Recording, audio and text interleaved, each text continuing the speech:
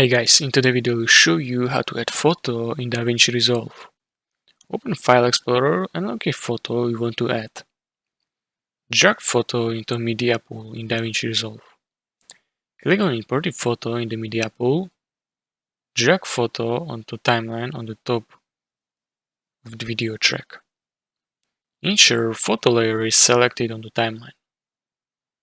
Now navigate to the top right and find Zoom parameter.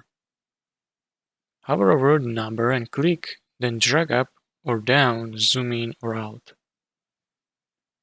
To change photo position, go to Position Parameters, hover over X or Y value, click and drag reposition horizontally or vertically. If you want to adjust angle, find the rotation parameter.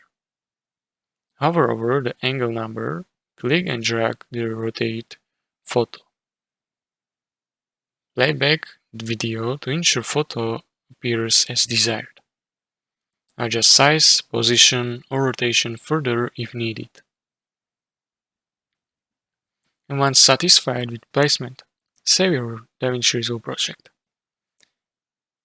And that's it, you are successfully add photo on the top of video in Davinci Resolve. If you found this tutorial helpful, consider subscribing and liking video.